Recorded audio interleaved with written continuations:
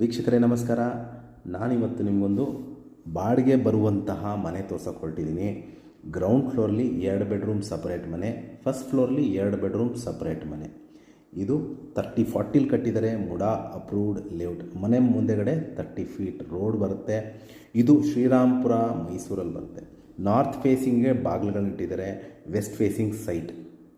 ಮೂಲಭೂತ ಸೌಕರ್ಯಗಳಾದ ಕುಡಿಯೋ ನೀರಿನ ವ್ಯವಸ್ಥೆ, ಟಾರ್ ರೋಡ್ ಆಗಿದೆ, ಎಲೆಕ್ಟ್ರಿಸಿಟಿ ಕನೆಕ್ಷನ್ನು ಮತ್ತು ಪಿಲ್ಲರ್ ಕನ್ಸ್ಟ್ರಕ್ಷನ್ ಇದೆ. ರೆಡ್ ಬ್ರಿಕ್ಸಿಂದ ಈ ಮನೆ ಕಟ್ಟಿದ್ದಾರೆ.